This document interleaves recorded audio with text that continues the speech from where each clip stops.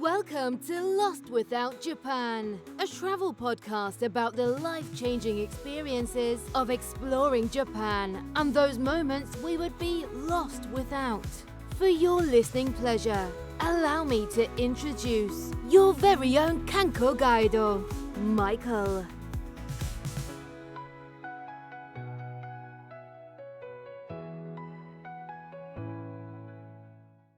Welcome to a special Lost Without Moments interview episode of the Lost Without Japan podcast. Our bi-weekly podcast is focused on getting you to Japan for your first visit or making your next adventure to Japan even better than your last. Today's special interview episode is in video and audio form, and bringing to you your TKIC Studio Director of Travel and Productions and all that stuff with a button-up shirt and a haircut, trying to make himself a little bit more, handsome and appealing as today's guest, Maurice, is. And give us some preview things of when, of what's ahead for his return to Japan in 2028, if things in his life finally let him start saving. As I recently found out, Maurice, that I'm going to be spending between $9,000 and $12,000. Have my shower replaced. No, not the whole bathroom. Just a shower, as things continue to go on for me. But hey, I'll have a shower and that's good. So I just want to thank all of you joining us today. Just thank you for your time. And I hope this videocast, podcast, whatever you want to call it, finds you in a good place. And if you're new to this format, this show, welcome. You're in for a treat today. And if you're returning Lost Without listener, thank you for joining us again and returning once more. Maurice is with us today to talk about his project Dreams 2.0 and your opportunity to get some free previews by joining his mailing list. And it's not just like these kind of preview things that's here. He has a lot of his own video interview and kind of talk about his book going on that I've been enjoying him, but I got worried. I feel like he was getting too big, didn't need me anymore. And so I blackmailed him. And I said, Maurice, if you don't hop on the show, I'm going to spoil all of the most recent Life is Strange game to you. And he suddenly found time to hop on with me. And, I appreciate that. Sometimes you got to do what you need to do.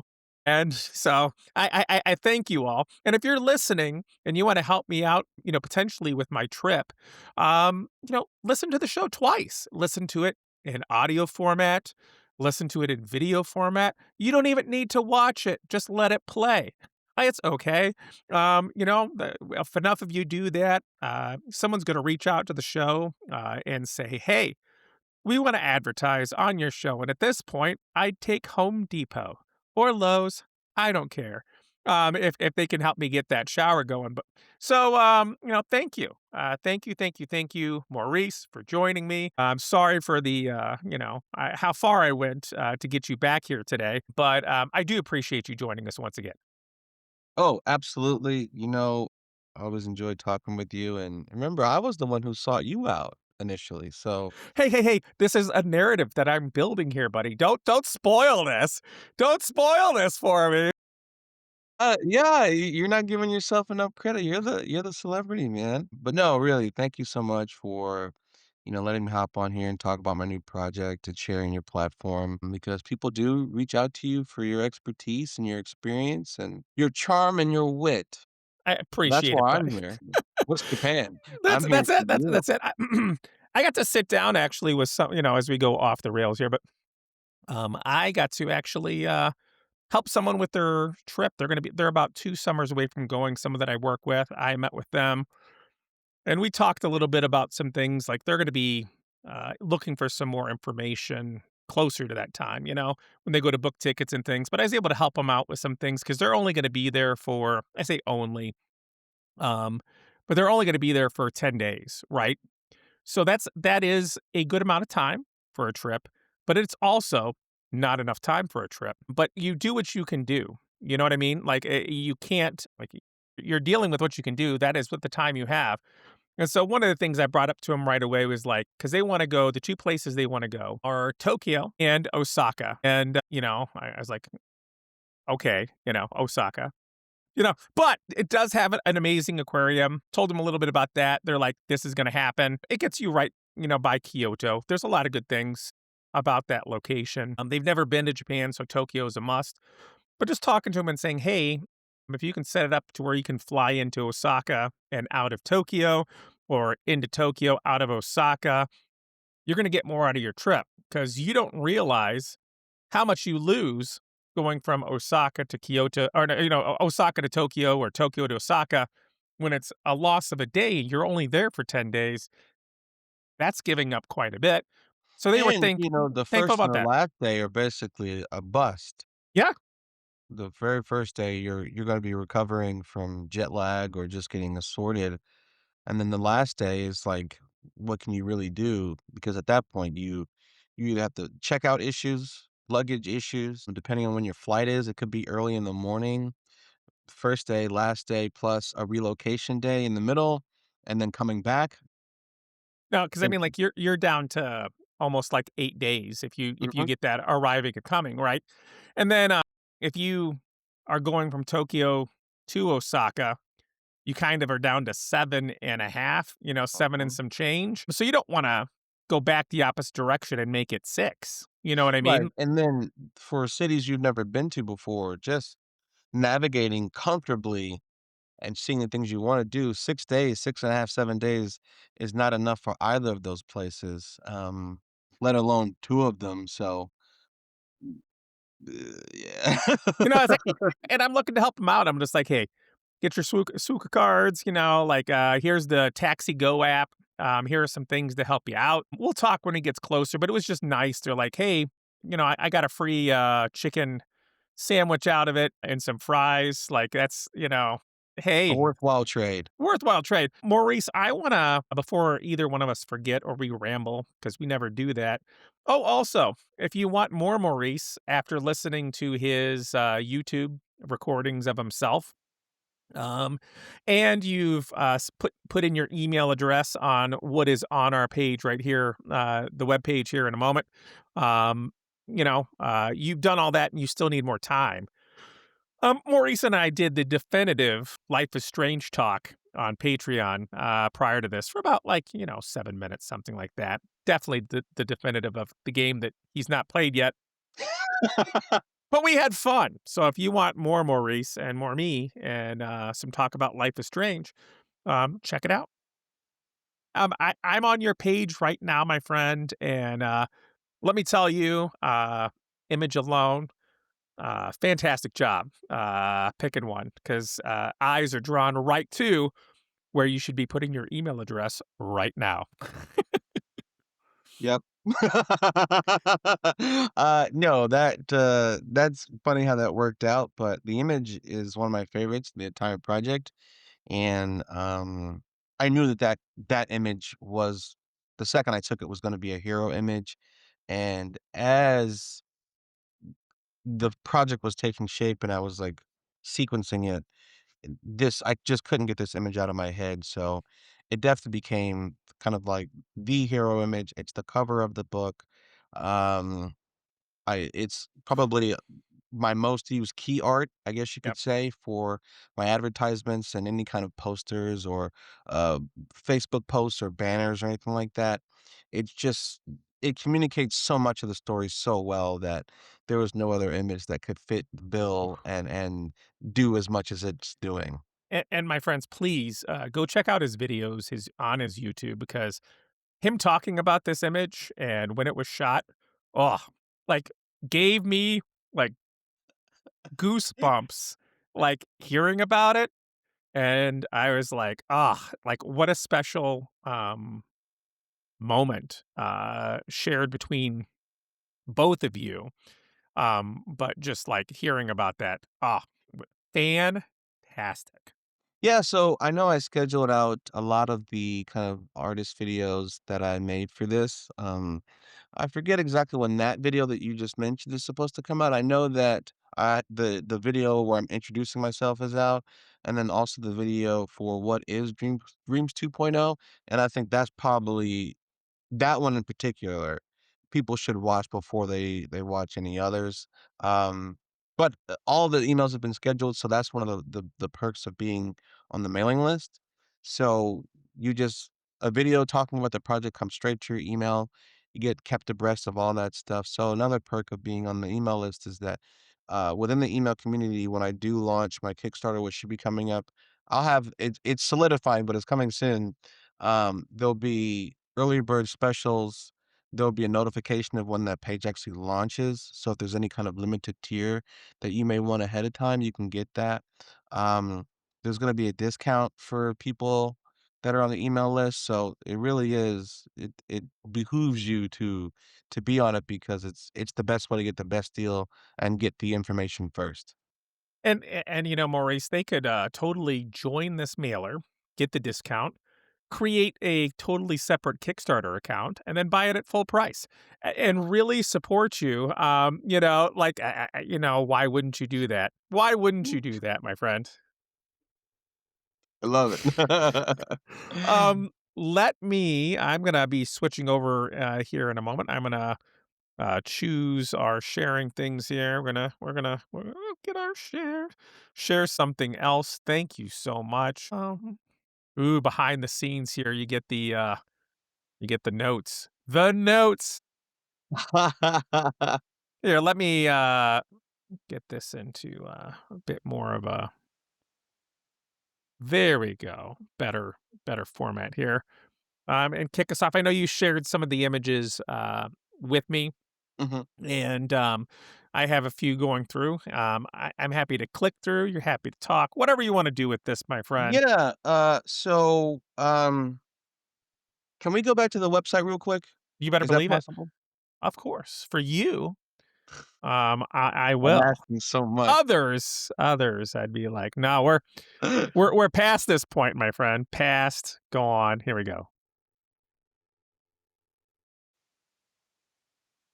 There we go, my friend. It's yeah, got Alright, it back up for you. so one thing that I definitely wanna kinda just mention very early on can you scroll down? Yes. Keep going, I'll tell you when to stop. Oh yeah. So there's a mock-up of the book, I'm excited about that, and then if you keep going, keep going, stop right there. So, one thing that I wanted to kind of mention about this book as a foreigner, because I think the title of that segment on the page is called More Than Street. So there is I feel like foreigners who go to Japan or tourists who create these photo projects, there's a lot of just like standing around in public taking photos, right? And there is an at arm's length, experience to Japan that I think a lot of people have. So we're getting used to the crossing, the people eating, they take photos of people outside the stall, the taxi driver, et cetera, and those things are all striking images. I have quite a few, Japan or Tokyo-centric photo books with those startling, very striking images around that. But one thing that as a filmmaker and writer myself, there's always a component that's exclusively human driven. And you really can't explore that if you're not getting close to these people. If you don't have any interaction with them, these people, for all intents and purposes, are just an idea that you're displacing on them of what you think Japan is because you have no frame of reference because you're not getting close to them. Yep. And I don't mean physically, I mean emotionally, interacting with them, asking them questions. And I don't mean in I went to this store or I bought something from them. I'm talking about on a personal level, Yeah. right? So, whenever I start meeting with artists and I start meeting with other creators and other filmmakers and other talent, uh, And I'm like, how do we build real stories that feel lifelike about real Japanese people? How do we export that in a way that feels authentic and genuine and is showing a different side from just exterior moving into the interior?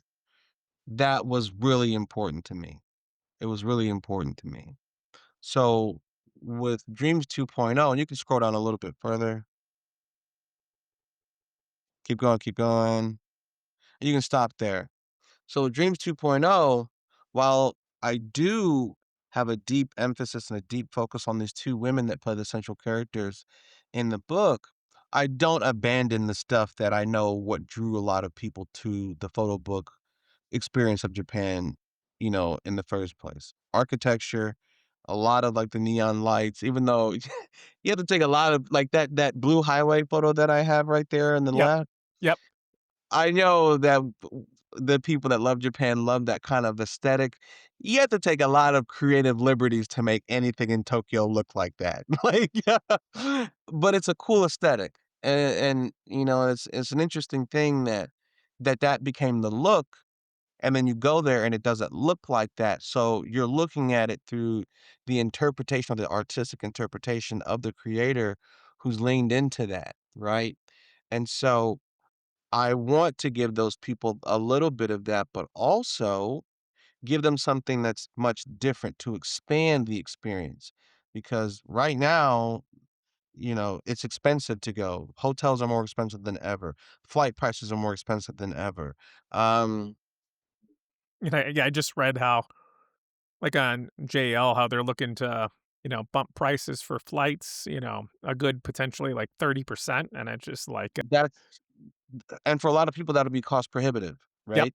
yep, And so I would like to provide an experience, a photo experience that has a wide breadth. So you feel that while I can't create a complete experience, that would be a daunting task. I don't think anyone could do it.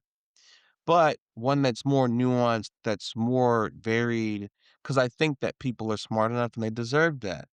So I'm trying to do something like even like the nature photos yeah. and these kind of like close up abstract photos. I'm trying to do something kind of cool. So I'm excited about that. I'm excited about that. If you scroll down some more, beyond me, past me, go. Oh, come on. You gotta well, look at that. Yeah, Yeah, that's the whole thing. yeah. Look at that. And so just these close-ups that feel very human, that feel very personal. Um, I'm super excited about that. And then also if you go very, way to the bottom, like photos, this last photo right Yeah. here, I'm also doing kind of abstract art stuff that kind of like leans into the spirit and the identity of the project Dreams 2.0. This kind of like I don't know, ethereal kind of space of existing in a big city, connected but not connected to people, and how dreams and the idea of not just pursuing one's ambitions, but also just like the fluid nature of dreaming, right? I wanna capture all that in my own kind of particular way. So very, very excited about the project. Please, check out the website, join the mailing list, find out more, ask me questions. I'm definitely here. Any of our socials, you can reach us on there's Facebook page, a Twitter account, and then also an Instagram account that I'm gonna be ramping up posts about it on each of those. So feel free to check any of those to stay abreast of the information. But the best place is absolutely the email list if you wanna know exactly what's going on and where my head was at when I was creating it. And I like the fact too that you uh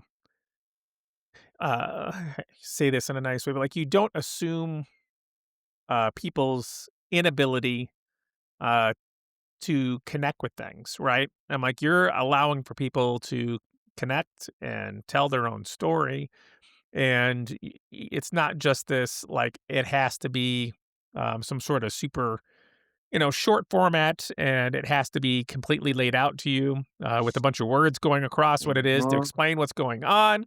And that connection that you have, I think not only for the area that's, like, surrounding area, that's around, but also, with the artists that you work with, and what they bring to the table themselves and just that connection that you can have in what you do, my friend, is, amazing, A amazing, lot of talking. There is amazing. there's a lot of talking, and, the thing where talking and communicating is important is that the more you talk about your ideas and the more you share it, and even so, the quiet work with just yourself, the more you ruminate and you develop and flesh out your ideas, that way it's so much easier to kind of communicate to others, and then you're on the same page, and then when it comes to delivering a cohesive, concise project, because there's been so much dialogue and discussion about it, and because you are kind of like on the same playing field and the same page. It comes from everybody in such a pure way that you really have to do very little massaging, because it's there. It's already there because we talked about it on the front end. So that's a cool thing. I love it, man. I love the process. I really, really do. And if you want to go to the other document, we can start talking about these photos that I shared with you. Oh, whew. Okay, how to be concise. I'm gonna try to be concise and not take up too much of your time. So the core structure of the book is 2 halves, right? And I'll leave it at that. It's 2 halves, but it's about 2 women and their own stories. And this particular story, where this photo was featured is, an artist by the name of Lisa who was playing this ex-idol, like an idol who was into music, who then had to transition into marketing and other, like, promotional brand deals, more of like an Instagram, Twitter level kind of personality because the music stuff wasn't working anymore. Um, and I with the influencer economy and the influencer kind of landscape, there is this creation of a different self, right? If if you're part of the product, in various forms, what's on the screen, is it completely you? You know? Is it all of you? Uh, do people even wanna see all of you? Is it good for the marketing? Those are questions that I ask myself. And so in this particular image, with the square around her eyes, sort of like it's a symbol for our digital displays, whether it's computer monitors or phone screens or app screens, and then also closer on the eye is like a digital pixelation around her eye. Yep, And for me, when I was creating that, it's almost like this woman who has spent so much time building up this version of herself, uh, for screens, her influencer self. The pixelation suggests that she's starting to believe it, that it's starting to become more of her life, that, "Oh, wait a second, maybe my authentic self is the self that I'm creating for other people in this digital landscape." And, it's like, is it the truth? If you start to spend so much time doing that and it takes up more and more of your life, is that your more authentic self if you're taking more time doing that and you're spending less and less time with your flesh and blood, kind of like in real life IRL self? yep, The philosophy between that, what's authentic and what's the play is is an intriguing, interesting uh, uh, uh, thought process or conversation for me. Because, it's weird, like, you ever see someone online and they behave a certain way online, they present themselves a certain way, they interact a certain way, and then you meet them and they're nothing like it, like it yep, didn't translate. And I've had those interactions a couple times with people. I'm like, "Oh, wow, I think you're like this."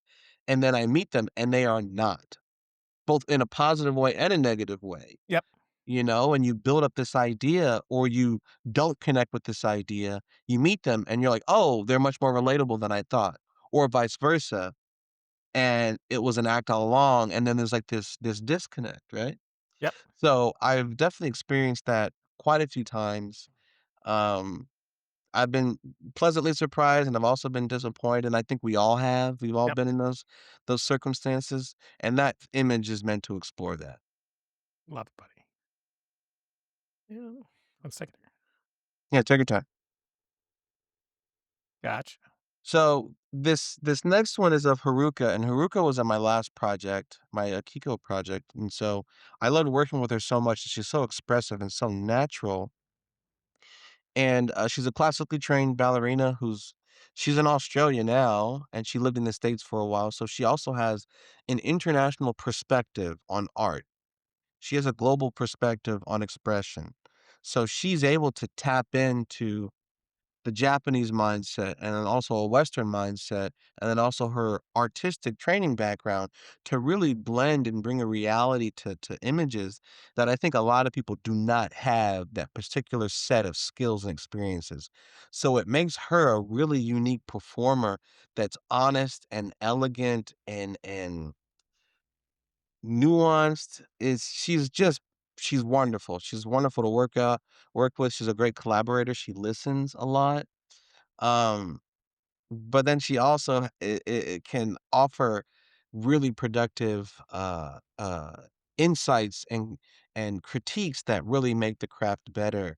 Um, she's so cool, and, I bought a new lens when I was, like, taking these photos. It's like a macro lens, like a telephoto macro lens, and we're outside in the middle of, like, a Tokyo street during the day, and with this photo, you can just, like, capture just all the details of a person, in such a human way. And with my editing, I'll be honest with people, a lot of people don't like shooting with me because I don't do beauty photos. I don't. I don't reconstruct skin. I don't make people look perfect. I don't care about looking perfect. I think whenever we start to remove those very human elements, it gets into like an editorial magazine art, not art, but promotional advertising realm. And that's inherently inhuman to me.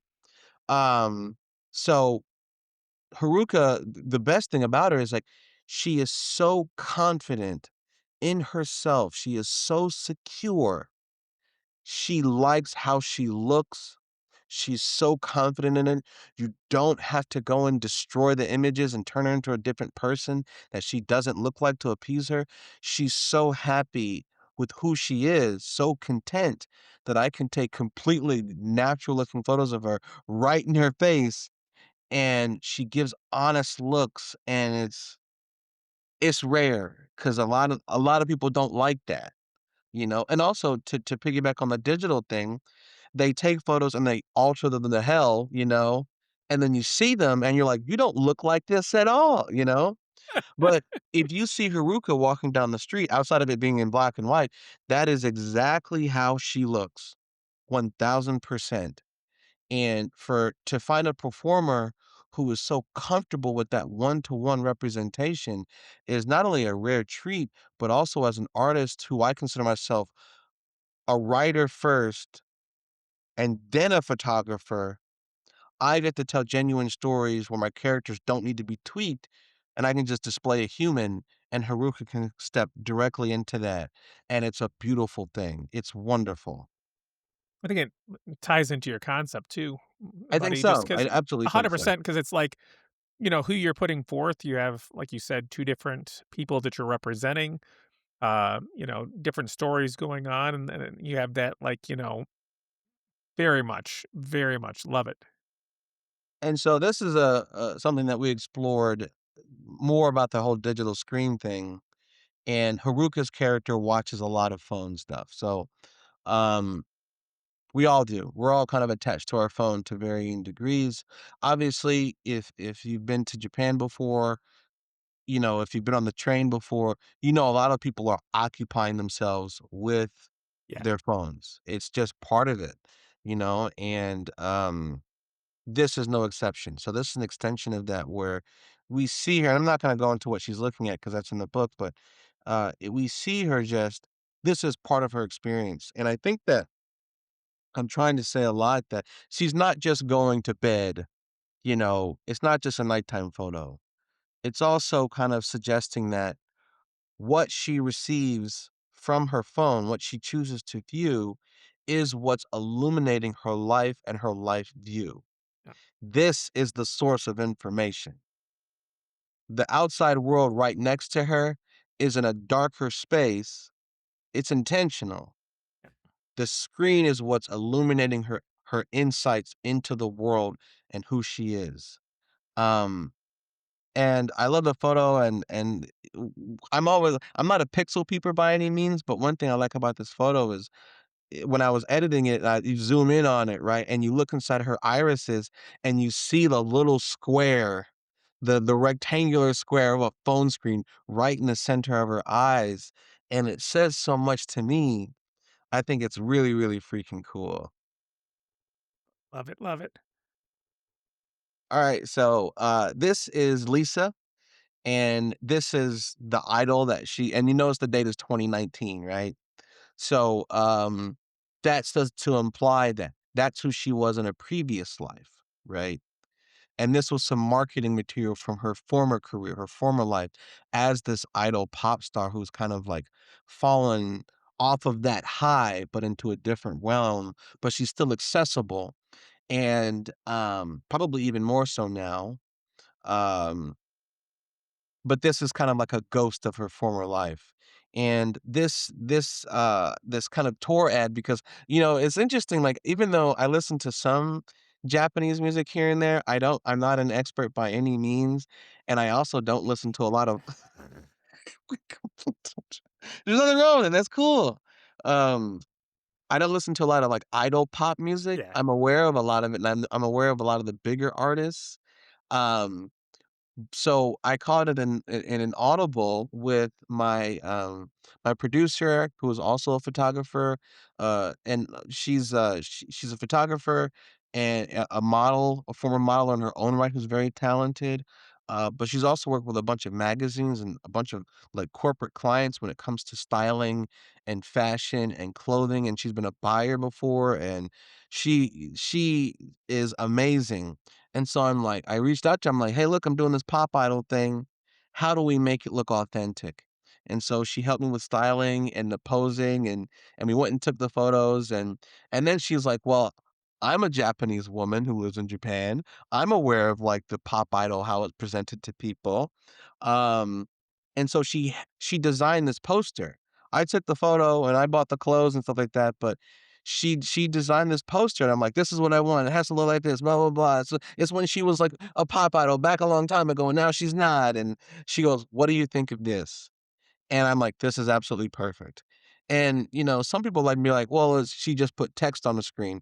And it's so much more than that. It's so much Yes. more than that.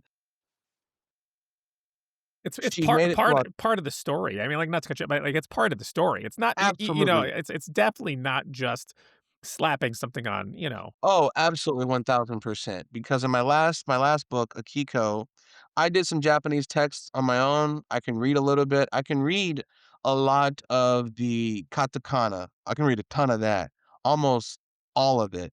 Hiragana, I can read a good chunk. I can read very few, like a handful of kanji, a handful. Um, and I can translate a little tiny bit. So whenever I made stuff, and even when you go through and you translate it through machines or you ask people to look at it, there is a way where people are like, "Oh, that works for your foreigner kind of uses, right?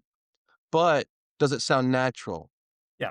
And there is a big gap of, yes, that says what it says, but is that how we would say it? Is that how we would express it? Is that the kanji we would use? Is that the phrasing that we would use? And so a lot of people who are Japanese can read when a foreigner made something, right Yeah. off the bat. They're like, that is not how we would ever say that. So it was important to me to reach out to a Japanese person to collaborate with this piece in particular to make sure I got something that felt inherently authentic and genuine and like an actual pop idol would advertise her tour. So there is, I hate to say that this is a cliche, there's levels to this, but there are levels to this creation of this to make sure that it seems real.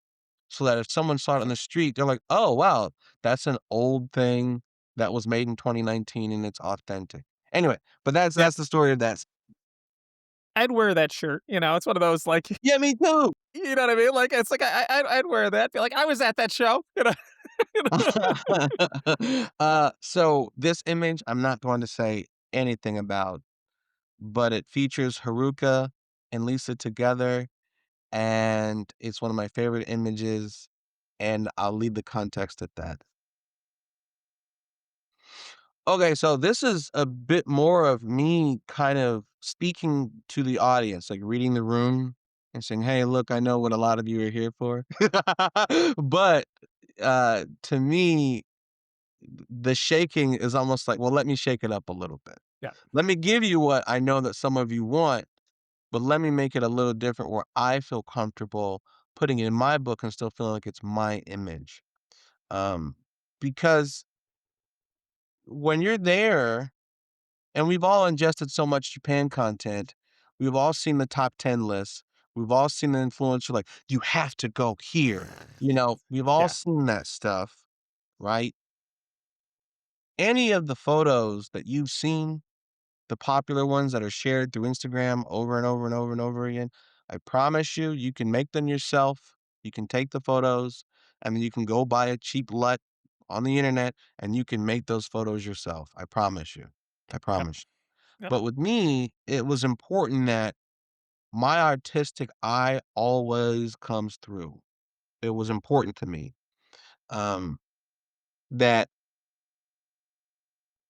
my unique voice is always at the forefront. It had to be there, and that includes this photo as well. So, that's there. I love it. I'm actually it's there's gonna be a print of it at my show because I do like it a lot. Even though it's like "Oh, I'm doing something to kind of, like, speak to those people." When I took the photo and I got it home and I started editing it, I'm like, "Holy cow," like, maybe I'm being too critical. Maybe these photos really are awesome. Maybe I do love it. And I liked it so much in the way that it came out that I was like, this is an image that I would want people to be introduced to me by, right? I want them to see it and I want people to have the opportunity to own it. So there is going to be a physical print of that in Tokyo on my show in a little bit. And just to segue into that, this is one of the posters for the photo show.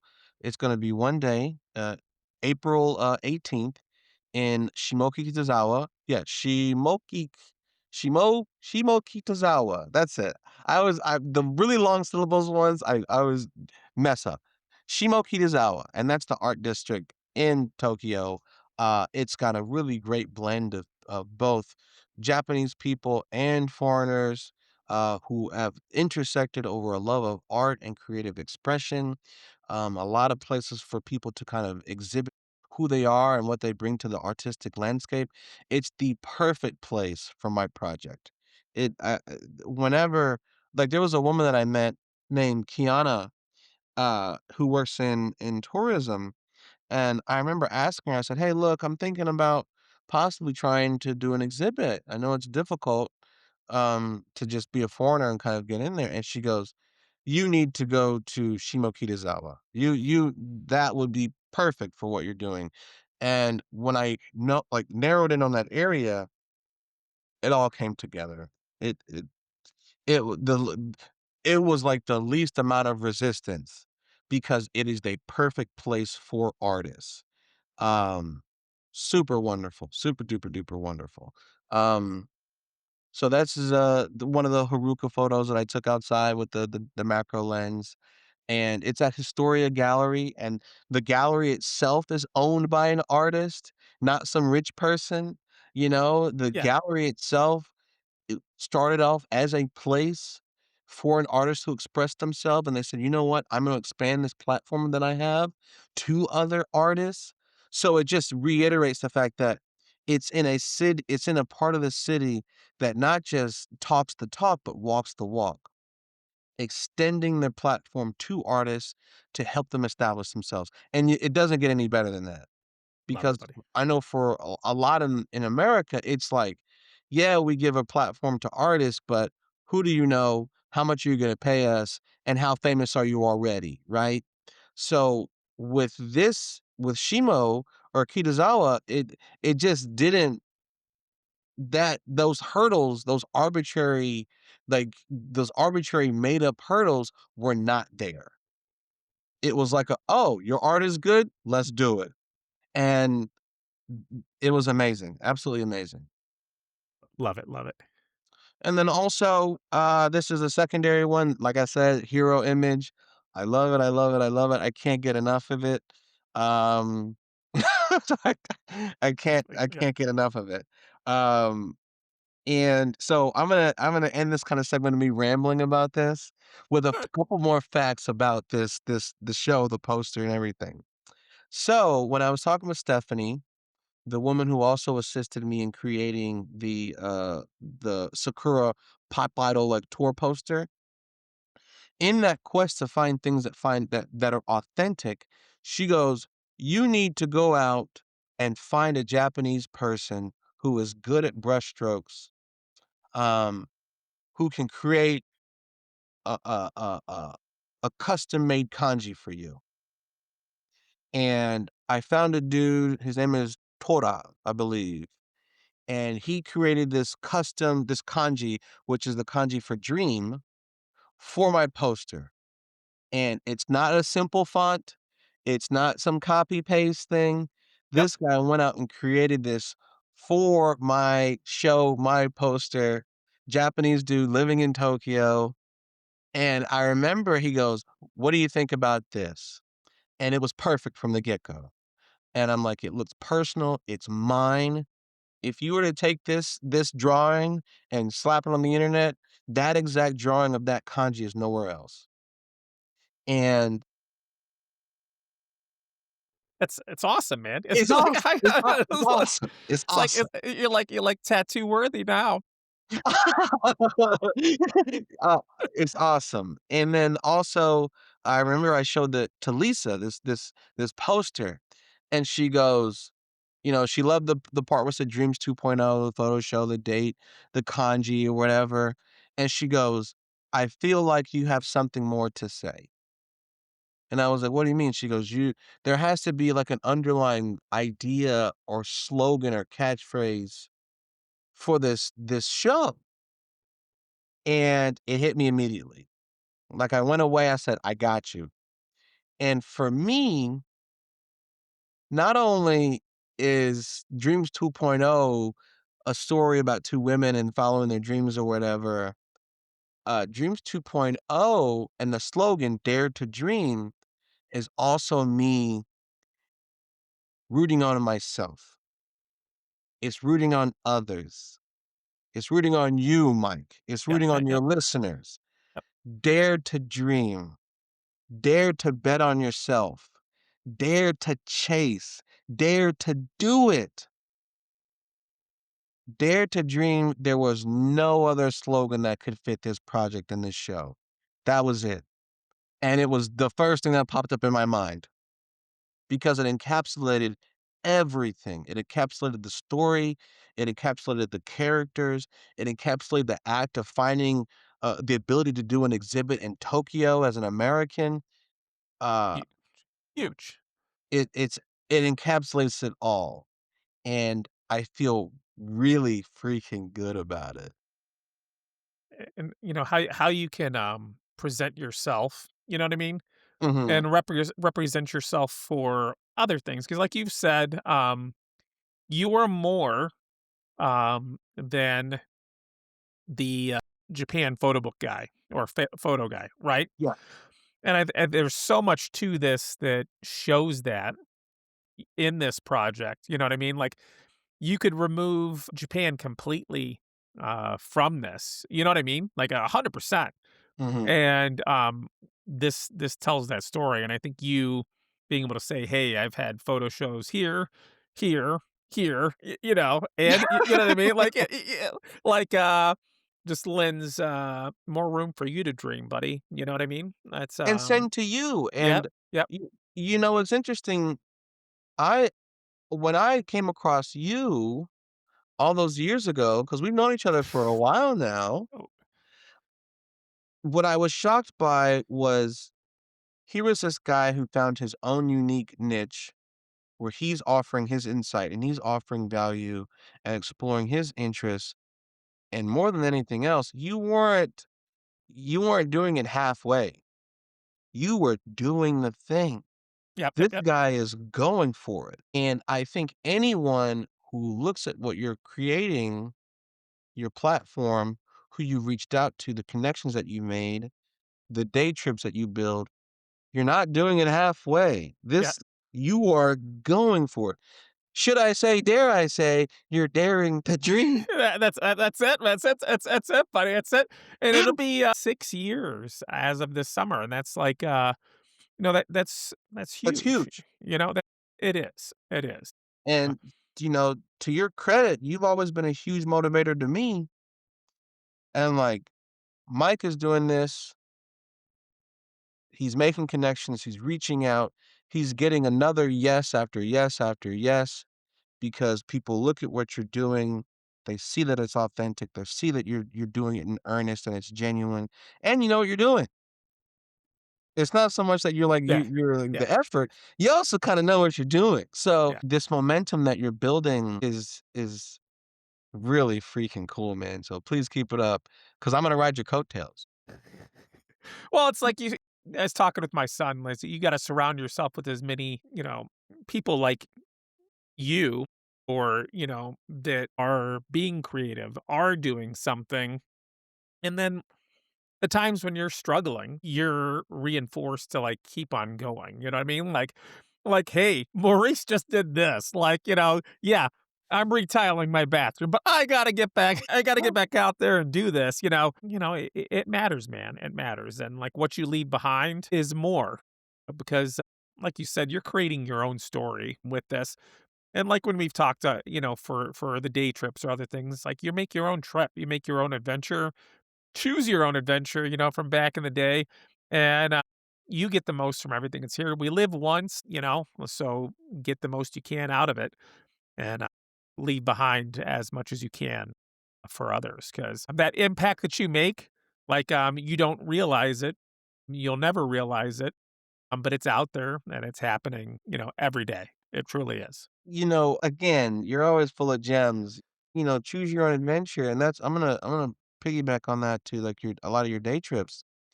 Your day trips are so specific and so unique. I can honestly say that with a lot of the and this isn't throwing shade at Yeah, content yeah. creators. I know what content creators are doing. They're trying to increase their views, increase their platform, you know, appeal to as many people as possible. But it also, in doing that, sometimes their messages can kind of come off a bit more generic, right? Yep. Whenever I've listened to one of your day trips, I'm always like Googling places and like, like looking it up. Like your camping one. I'm like, I didn't even know that existed, you know? Yes. So this idea that you really can create your own adventure and that the day trips that you've built, so many of them are so unique. There's going to be a person who's listened to the content creator, like go to Sensoji, then go to the crossing. And they'll be, Yes. oh, okay. There's gonna be that dude somewhere in some corner of the earth who's going to listen to your day trip about camping in like a van or a truck or whatever on some beach somewhere, some rocky beach somewhere in Japan, and they're like, "That's it. Yep. That is the one. That's the one." Like some things too, it's like, those people, like I've been listening to some different things as I've been doing stuff because we all have different content we take, and sitting down for me to take something in is incredibly difficult. So Mhm. even if it's a video format, I'm listening to it. But the person that's having those experiences is also likely the person that isn't posting anything, that does not have a digital footprint, that is there in the moment, taking everything in and getting the most out of what they have, as opposed to living through a screen. Right. You know what I mean? Like, and like putting that stuff out there. 100%. Yeah. I have a friend of mine who I love dearly, but we differ wildly on the things about the internet. And I remember and he was also the first person to ever said this to me. He said, and this is the quote, pics or it didn't happen. And I know the irony in being a photographer and saying this, Yes. but I hate that quote. I Yep. hate it. This idea that an experience is not genuine if you didn't take pictures and post it somewhere is ridiculous. Yep. It's ridiculous. Because there are so many things, like, I had to do an info sheet for my show. It's in Japanese and it's in English, and I had help with it. But there's a quote that I put in that I said to someone a while ago, and I said, "A photograph is never just a photograph. I'm always thinking about what's happening beyond its borders." Right? That's where I live and that's where my art lives, right? The experience of what you see in a photograph or what is in there is only a fraction of the story. The majority of the story is out, like even with this, like this screen, it's Yep. outside of here. It's Yep. outside of there. And so people are living very full lives, storied, full, content, extraordinary, groundbreaking lives. And there are no photos of the events in their life. Yep. They had the Yep. memories, Yep. they have the experiences. They don't need to, you know? So, like I said, I recognize the irony of saying that, but what I'm also saying is go live it to live it. Yep. Make it so pure, so enjoyable that you're so in it that you don't even think about taking a photo. Sure, a photo is great, right? But the experience that you have should be the priority. Yes. 1 through 99. The photo can be 100, but 1 through 99, you live it genuinely. Be present, right? Um, anyway, No, no, no, my friend. I know. I said it is, and it will be, and I'm just excited to hear about this show, kind of experience it from you. After you're back, talk about it, promote it as we're leading up to it. Anything you need, my friend, we are always here for you. 100 times over, my friend, because well, let me just, what you're doing matters. What you're well, doing thank you. matters. What you're doing matters, my friend. And let me just kind of like get the information out there again, just to be, Please. uh, Let me real quick, I'm gonna share here one more time here because you're doing this. Let's do it right. Here we go. There we go, my friend. There we go. so please join the landing page, get access to the email community, get access to those videos because I really do go in depth about the creative process, my kind of artistic philosophy, working with Lisa and Haruka and everyone else. Talking about some of the images. I talk about this hero image here, Yep. and then I also talk about some other ones on image insights videos. Um, and I'm excited to get the book in people's hands. I know that everyone is kind of tightening their belt these days. So, not only is the book going to be extremely affordable, in my opinion, it's going to be loaded with images that I'm extremely proud of. Um, and I think that people will really enjoy the experience. It's my most ambitious photo project to date, without a doubt, without a doubt. It it Love. it challenged me to stretch my legs, to take photos I wouldn't normally take, to ask more questions, uh, I also spent more money, but that's neither here nor there. Um, but, you know, to start getting the photos back and showing it to the talent, and they're just like, "Wow." Where they're excited about it. It feels freaking good. But anyway, the logistics. So it's on April 18th. If you're in Tokyo, it's April 18th, one day only. Um, at uh Historia Gallery in Shimokitazawa from 6 p.m. until 10 p.m. 4 hours. It's on a Saturday night. Come out, enjoy yourself. Oh, also, this is a thing that I'm doing, and I didn't tell anybody. Sorry, my voice is cracking like a teenager. Yeah, yeah. I'm bringing in so many American snacks that whenever these Japanese people eat, like, I'm bringing Reese's cups and Twizzlers and chocolate, like Hershey's and stuff. Yep, yep, yep. I cannot wait until they try to eat some, like, American chocolate. It's I wanna, like, just sit there, like some pull out some Sour Patch Kids, like, "Yeah, you got it all." I'm gonna add that to the list. So I'm gonna have, like, a little bar of, like, A tasting. tastings of American snacks. The snacks are free. Come and get some snacks, buy a print. The prints are also gonna be reasonably priced, accessible, because I do firmly believe in accessible art. Um, this project is not going to make me rich. It's not. So the prices are very reasonable, very accessible. Lisa's also going to be there for a little bit to do some signings. Lisa's gonna pop because Lisa has a movie coming out. Not to plug her other projects, but she is the lead of a movie called The Invisible Half, a horror film that's in theaters right now, I believe, in Japan. It already got a US distributor, so it's gonna come to America at some point. This because she's super talented. If you wanna meet Lisa and meet her before she blows up, this is the opportunity. Yeah. I really mean that. You can Yep. go look up The Invisible Half right now.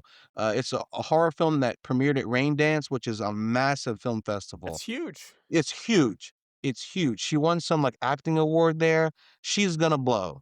And I found her in that pocket where the movie was made but hadn't released yet, so she's like and I'm like, "Oh, you ain't." I knew you win. I knew you win. So she is doing her thing. So if you want to meet her before she's inaccessible and get like a book signed or a print signed, this is the way to do it. Um, so again, it's in on April 18th, one night only from 6 p.m. to 10 p.m. at Historia Gallery in Shimokitazawa, Tokyo. I really, really do hope to see you there. Love it, my brother. Love it, love it, love it. Thank you for your time, my friend. Thank you, listeners. Uh, well worth your time, every time, right? Right? We'd be like, yeah, yeah. No. But I'll no, never do that again. that's become our sign off now. Could never not have it. But yeah. So to all of you out there, get your cat on, go play the new Life is Strange, and then follow back up with both of us later as we talk all about what's happened because there's so much into that. But please join in. Put in your email address. Put in your friends' email addresses. Get it all. Get it to everyone that you can possibly, and you know, uh, be along for this dream to come to fruition even further. So thank you all to everyone out there. Oh, Ginky Day. Stay well, my friends. Mata ne.